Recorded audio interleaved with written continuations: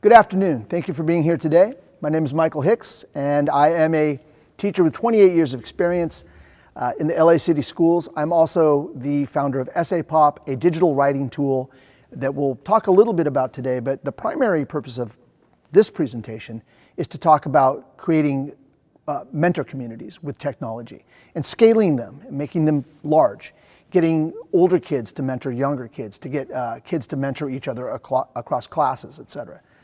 The real objective here today is to learn how to smartly manage this. We as teachers being the managers of this thing that we're doing, bringing kids together, large groups of kids to mentor each other around their writing. But before we do that, I want to take a little bit of a step back and I want to talk about why do we even need these mentoring communities? Why do we need coaching for writing? And I would argue that the reason for that is that writing is difficult.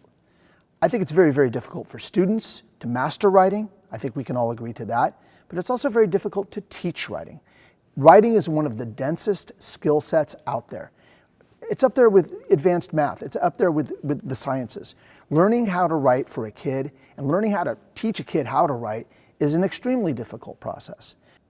So we identified certain student pain points through our focus groups and through our studies.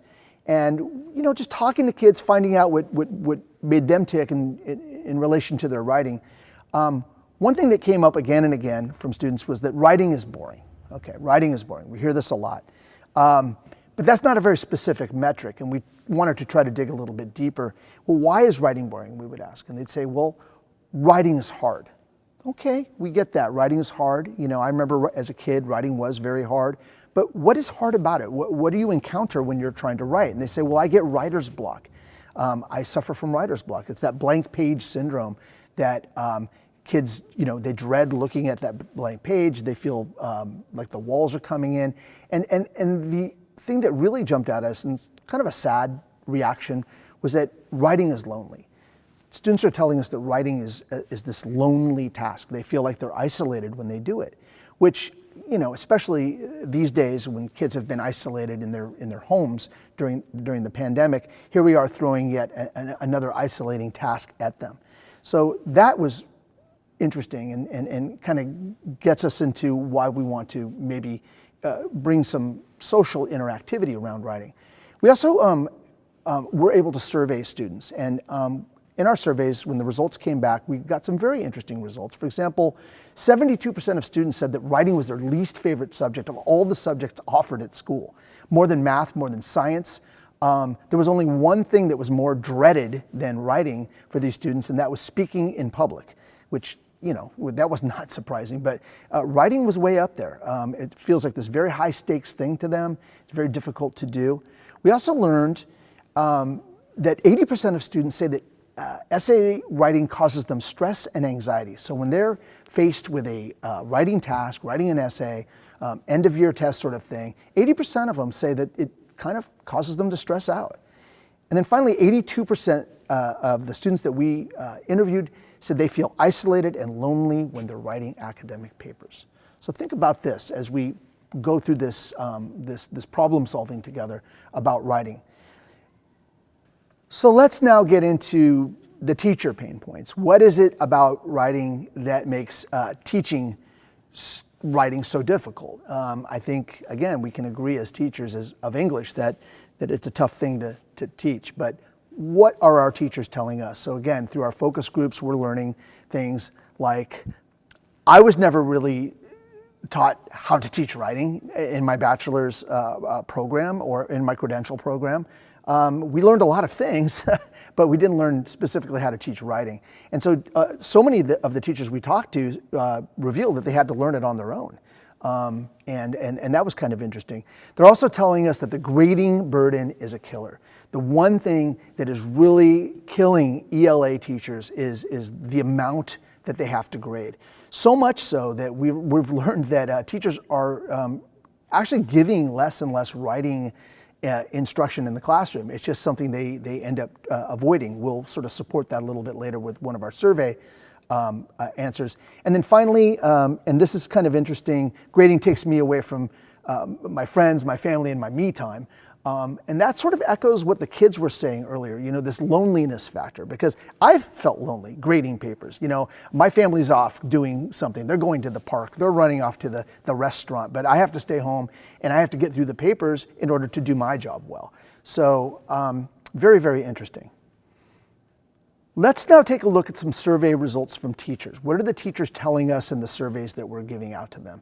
So just like the students, we were able to get some results back. And one of the first things we learned was that 71% of teachers revealed to us that they never received formal training on how to teach writing. We thought this was interesting. That's a big number. That's almost 3/4 of the teachers who did not get formal training. And I'm wondering where the ones who did get formal training got it, because I don't hear about that much. We also learned 78% of teachers claim that they don't assign long form papers very often, okay? Maybe 1 or 2 per semester. We asked them why don't you assign more long form papers? And they tell you it's the grading burden. I just can't muster up the energy and the strength to have to grade all those papers. So they end up assigning much shorter pieces. And then finally, 82% of the teachers that we surveyed revealed that grading papers cuts into their personal time. Again, so it's that anecdotal thing we heard earlier from the focus groups being supported by the survey results here. The common thread from the students and from the teachers when we talk to these folks that we're finding here is that writing is lonely. Writing is this lonely endeavor. It's lonely for the writer, for the student who has to, come up with thoughts just with that blank piece of paper. And it's lonely for the teacher who has to sequester himself or herself off to go grade all of those papers. So as a team, as a company at EssayPop, we like to problem solve for these things. We understand the pain points. So what do we do about it? We started brainstorming. What can we do about this loneliness thing? What can we do to make writing sort of come to life for teachers and students? We get with a whiteboard. We put the ideas on the whiteboard, and then one of the team members, a technical person, a coder, I think it was, said, "Well, what if we can make writing a team sport?" And that sort of resonated. Everyone paused. Everyone stopped. And I was like, "Yeah, what do you mean a team sport?" And she said, "Well, what if it could be, teams, and what if it could have some competition, and what if there could be some strategy, and like a sport?" And we all looked at her, and we looked at each other, and then we went in that direction. And so we spent weeks trying to discover, well, how do we take our technology and help to make writing a team sport? And the first thing we determined that you need to do when you're going to set up mentoring communities in your school to make writing a team sport is you need to determine the size and the scope of your community. Who's coming to the party? And so at my school, just to kind of, concretize this a little bit, we decided that we were going to address all of the 7th graders at my school. We wanted them to be mentored with their writing. Now, I work at a 7 through 12 international baccalaureate school. So we do have a nice stretch of grade levels there. So we determined that we would try to, of our 300 7th graders, we were going to try to get at least 200 involved in this mentoring community, and we were going to have them be mentored by the juniors and seniors of the school. So the idea that we could maybe recruit 100 or so of the older kids to mentor the younger kids. So that became our sort of metric, our goal at least. And that's really important. You got to determine who's going to be involved in your mentor community. Now, we were reaching for the stars. We wanted to go big, but you can start small. You can start with a couple of classes. You can start with a single class if you want. But determining the size and the scope of your community is super important. Next, you need to define your environment. Where is the mentoring going to happen? Okay? Now, you can go with a traditional brick and mortar setting. You can take a couple of classes and integrate them into a single classroom. That's not always the best, but maybe you could find a library, or if it's a nice day, you could go out into the quad and use that as your environment. But I think more ideally, and especially with the advent of so much technology, I think using a digital environment is probably the best way to go. 'Cause every kid has a Chromebook or some sort of device these days. You've got Zoom, you've got different technologies where you can bring kids together. So you have to determine how you're going to do it. I'm sort of here to promote a digital solution, but you do have to define that. Number 3, you need to know your role as a facilitator. You need to know your role as the teacher, but not only that, but your role as the manager of all of this. So your job becomes less about teaching at this point and more about managing communication and goals, okay? So how do you get the message out to all these people? If I have 300 people in my community, my mentoring community, what we did is we used our school's LMS. We use Schoology, and it has a messaging capability, and we're able to message kids with their specific goals. I recommend that if you're going to be doing this mentoring, that you have a very specific piece of writing that the students are going to be doing. In our case, all of the 7th graders were doing the same essay. And each night, as they were working on the essay, we could communicate the goals to the participants. These 7th graders have finished their thesis statement, some evidence, and a little bit of analysis. Your job as a mentor is to go in and comment on those students' writing so far. So keeping sort of the chains moving, keeping everything going, that's your role as a facilitator. You also need to group students smartly. So in other words, if you have a very large mentoring community, you can't just say, go start talking to each other. That's going to turn into a mess very, very quickly. So again, using your school's LMS or using some other form of technology, you need to group the kids. So ideally, you would have maybe 4 mentees to 1 or 2 mentors. And that's what we had in our most recent experiment. We were able to have 4 7th graders being assisted by 2 to 3 juniors and seniors. So grouping them and showing them which group they belong to is really, really important. Show you a little bit more on that later when we get into an actual demonstration. Creating incentives for the mentors and the mentees. This is really important because they want to be rewarded. I mean, who doesn't? We're doing this for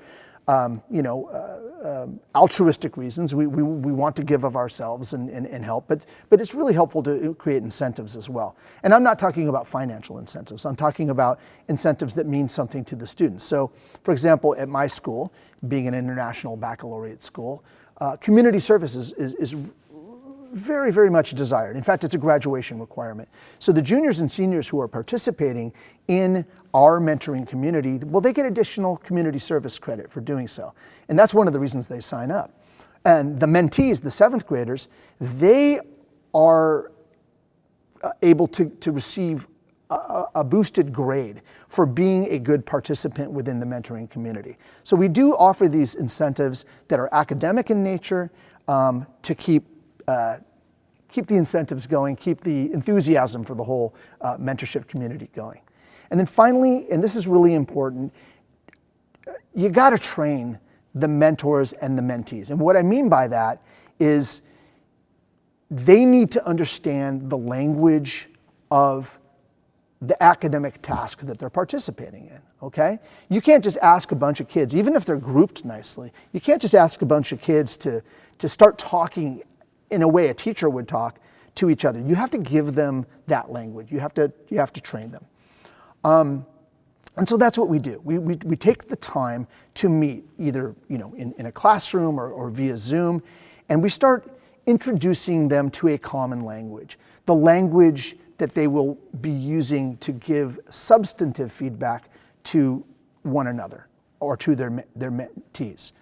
Part of that is providing mentors and mentees with templates, okay? Sentence starters, sentence frames, actual phraseology that they can use to begin being very specific about commenting on a thesis statement, or commenting on analysis, or commenting on how they're transitioning within their writing, or commenting on their counter-argument, for example. We need to give them that language. And part of giving them that language is introducing the language of the rubric. So if students aren't familiar with the rubric that's being used to assess the writing in the end, the criteria that the teacher uses to grade the paper, then you're going to be at a disadvantage. So you need to take the time to study the rubric, to show them the rubric, and to be able to ideally allow them to use the rubric with each other. All right, so I think at this point I want to show you an actual demonstration of how we did it, of how we did the mentoring communities at the school that I'm at. And I'd like to now introduce the platform called EssayPop. This is the writing space where our students did all their writing. What's nice about this platform is that it does have a social interactive capability called the Hive, which I will show you in a minute. But right now what we're looking at the writing space itself. So as you can see, these students are writing a short response, a paragraph in this case. They're writing their thesis in the red frame there. This is called frame writing, by the way. They're writing their research evidence in the green box there. In the purple, they've written analysis. These, of course, can be moved around, these frames, like I'm doing right there. And finally, in yellow, they're writing their closer. So the students write in these color-coded frames, kind of alleviate some of that writer's block. And then when they're done, they're able to go into this area here called the Hive. So the Hive, now you're looking at various tiles of my various classes. And in the Hive, students can see the writing that I'm doing, because I like to write alongside my students. I'm the yellow frog there. But if I go into, for example, period 6 here, we can see all of the avatars of all of the students who are doing the writing. And so can the mentors, the upperclassmen who have been invited into the Hive environment. So these are 7th graders, but they're being, and they can see one another's writing. They can look at one another's writing. But the mentors can come in as guests and do so as well. How do the mentors get into this environment? We give them a special code. It's a proprietary code.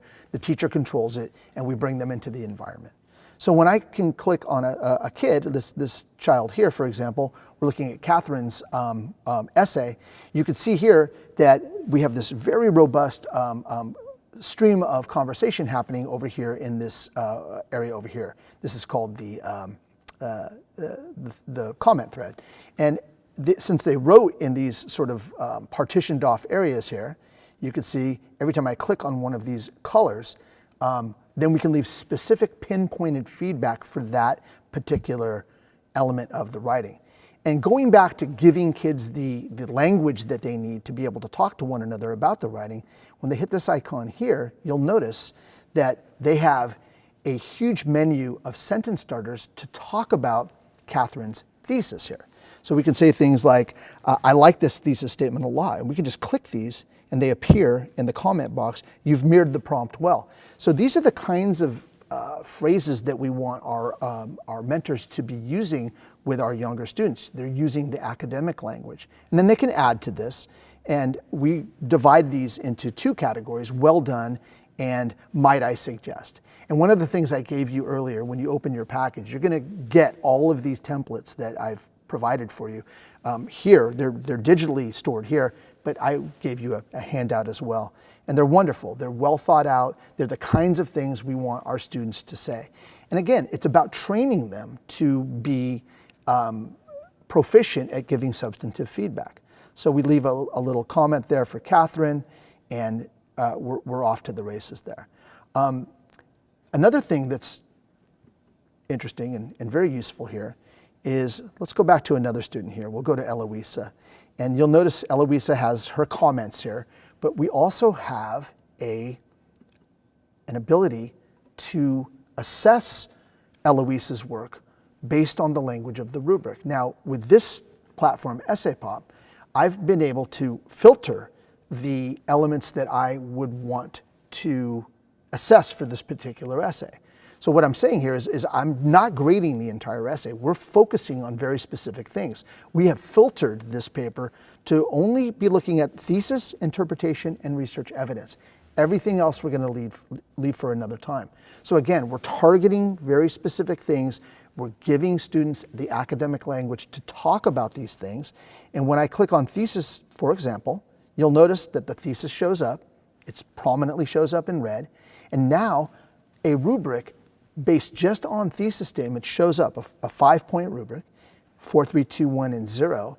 And then I can assess the student based on what I see there in red. What's nice about this, though, is that the students themselves can use the rubric to assess as well.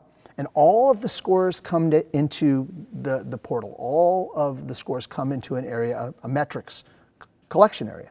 Once I've scored the thesis statement, then I move on to interpretation, research and evidence, and as you can see here, it jumps out prominently. So in this way, I'm able to have many students use the specific language of the rubric to provide this student with the feedback she needs to understand how proficient her writing is. And once again, it trains students to use the language of the rubric as they're thinking about the writing. Not only is this useful for the student who's receiving the assessment, it's also useful for the person who's giving the assessment. Because as we all know, when you score other kids' work, when peers give other peers feedback, they're internalizing that language. It's like that metacognitive thing that happens when you get outside of yourself and you start thinking about it in a different way. It actually improves their writing coming and going. And as you can see here, if I go back to the general hive, let's just take a look at this. Let's find out and take a look at all the guests that have shown up to the party here.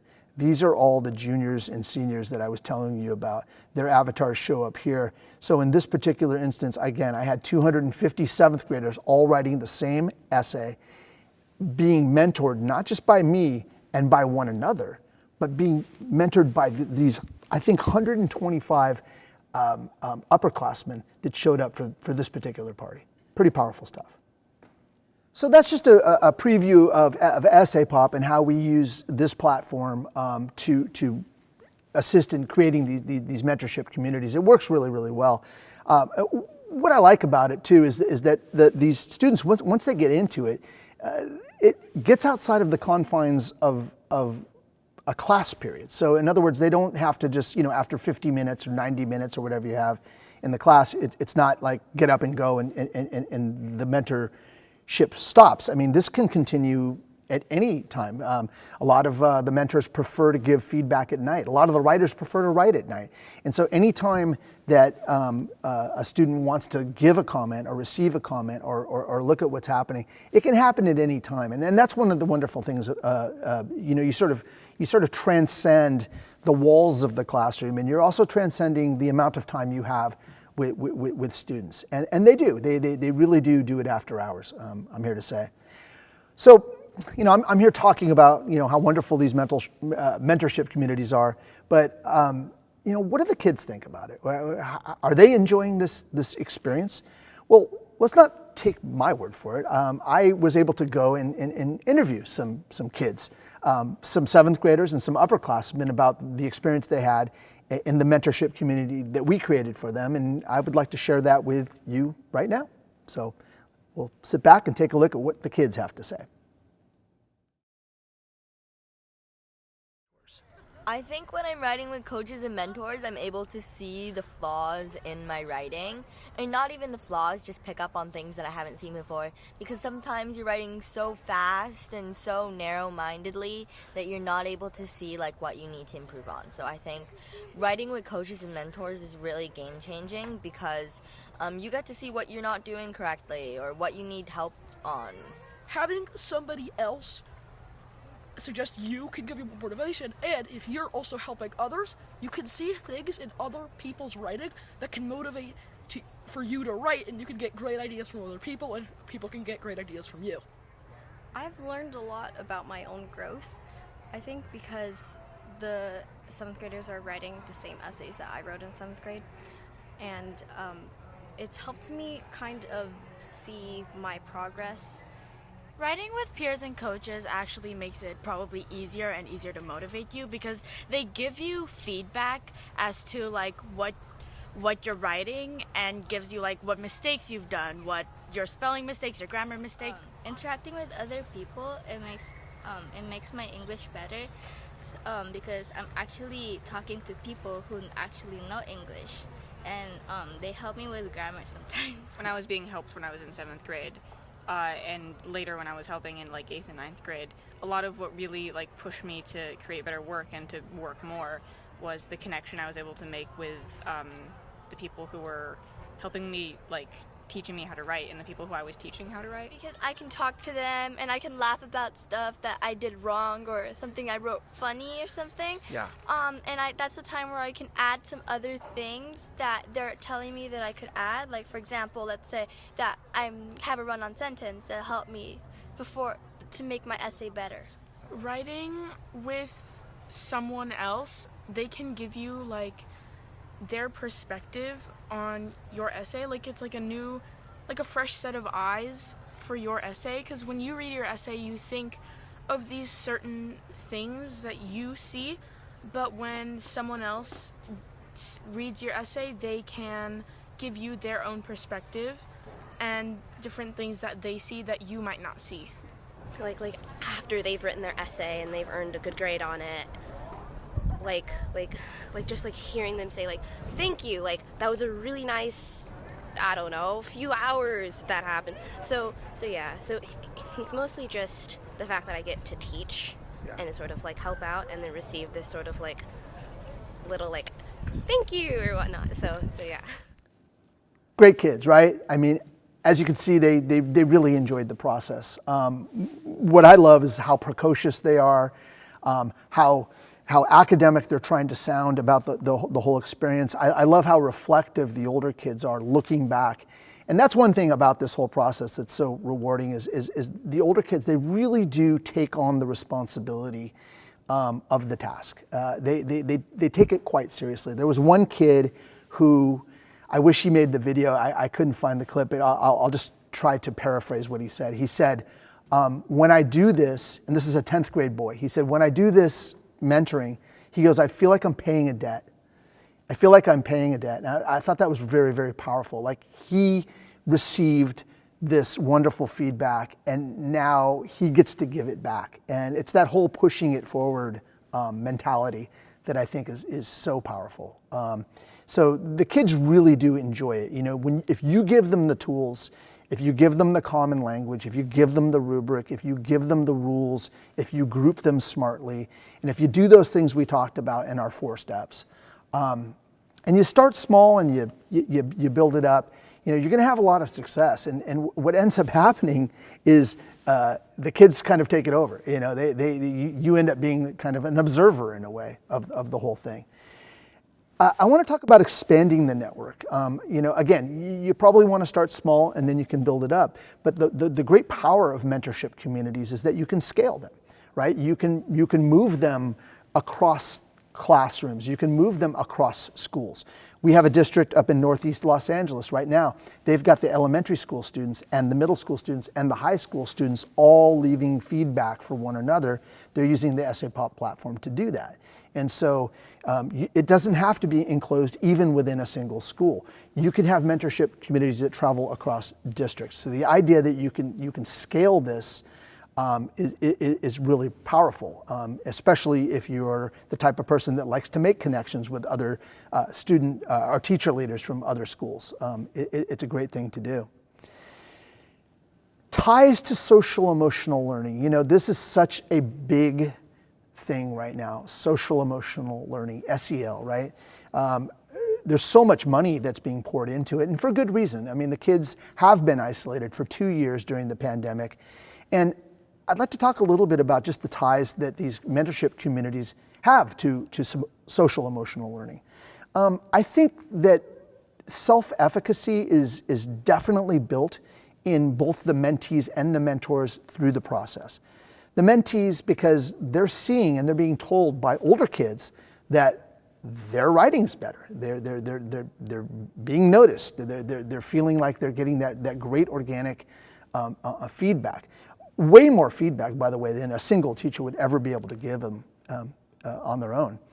And they do push that push it forward mentality. The boy who said he was paying back a debt, you know, that dynamic, if you can get that going at a school, that really does build the social ties within the school. You know, it's funny because when we're done doing these digital communities, the kids now, they want to meet each other. They want to, you know, and we facilitate that. And then that's when we bust out the pizza party or the donut party or the ice cream party. And we get them together, and the younger kids get to meet the older kids. And it really creates this wonderful sort of, I know it sounds hippie-ish to say vibe, but it does create a vibe around the school that is really meaningful. And that's gratifying to see. And finally, and I think this is so important, you know, social emotional learning that's tied to academic outcomes, isn't that what we're really after? You know, at the end of the day, they feel good, they feel tied in with a community, but they also feel like they did it based on the merit of what they did. It's the writing that essentially is the base of this social emotional improvement that's happening within the school. So I think that's worth mentioning and very important. Mentoring communities make the teacher's job easier. And you're looking at me probably right now, what are you, crazy? You have to manage this thing, you have to do all these things. Well, yeah, it's hard at first. It's hard to manage it at first. But once you have created successful mentoring communities, what happens is you begin to pull away a little bit. You allow the organic feedback, the rubric-based feedback, to happen on its own. The peer-to-peer activity just takes on a larger proportion of what the students are receiving. And yes, you're in there. You have to monitor it. You have to do your job. You have to apply the final grade. But the idea that you have this army of, what did one teacher say? Mini-me's. I've created mini-me's, right? These kids that can talk like you, only at scale. It does make your job easier. You know, these kids are taken care of. You know, they are getting attention based on their writing. They're just getting it from one another. So I thought, you know, I think that's worth mentioning and why it's worth doing this. I really do think so. So thank you very much. That's the presentation. We'll leave it for some questions now. If anybody has specific questions, we'll answer those. But thank you for hearing me out on this, and it's something I'm very passionate about, and it's something I would love it if you were to go to your schools and try it yourself. I think you'll enjoy it, and I think you'll really love it. Yes, sir. Hi, I'm up from an IB school, and I was wondering if you have any templates that would work for the personal project.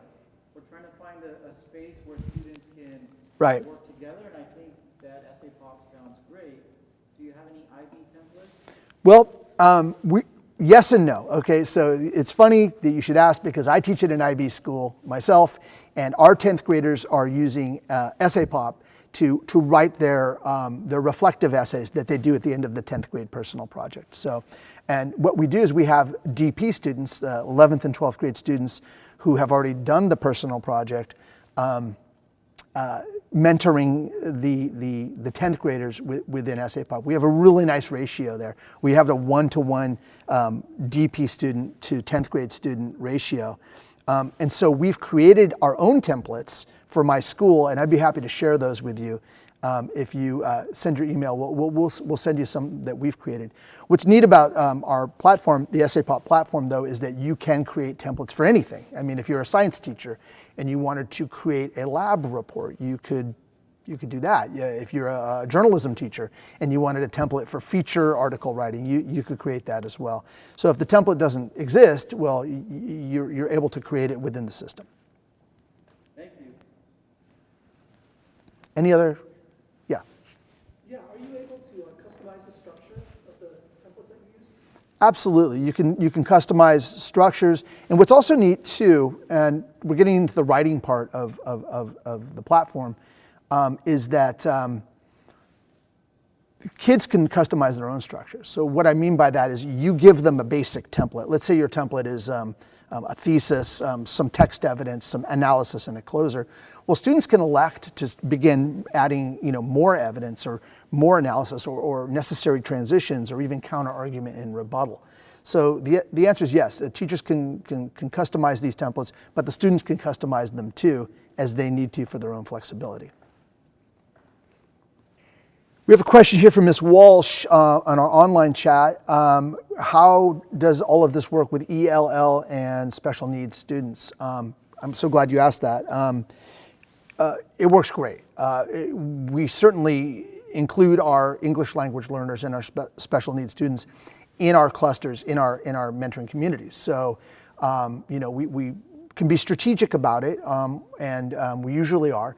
And if there is a kid who's got an issue with, an emerging language learner, let's just say, we'll get them in a cluster and we'll talk to the coaches. Be very frank with them about the fact that these kids might be, English learners, and we ask them to proceed, with care. And the coaches are so receptive to that. They actually get excited about that. They like the challenge of that task. Same thing with special needs kids. We bring them in. We don't really treat them differently. We just might, in a low key sort of way, let the coaches know that this is a student who struggles, and that is a way that we can, just give them a little bit of heads up so they can perhaps differentiate the way they approach them. Maybe let them know that they might need a little more time to complete the task, those sorts of things. So it's very easily done, and it just happens through communication. So we have another question coming in on the chat. This is Ms. Martinez, a middle school teacher. She's asking, can you bring others into the mentorship community? Does it just have to be students? Can it be adults, members of staff? Absolutely. At my school, we've brought in the librarian, assistant principals, counselors, vetted parents that we would want to come in. You as a teacher are in control of it. You provide the invitation. And so as long as it's a person who you value, a person who you trust, you definitely can bring other adults in, co-teachers, for example, the history teacher, whoever you want to bring in. The more the merrier, I say. And it's just giving more feedback for the mentees within that community. It's a great question. Thank you. So that's all the time we have. I thank you for being here again, and we need to move on to the next session. But the questions that I was not able to answer, we will definitely answer via email. If you've left your email on the card, take the materials with you, please, but leave the card behind. We'll grab that, and we'll definitely address all the questions that we have here in the chat. Thank you so much. Again, I enjoyed this, and enjoy the rest of your conference.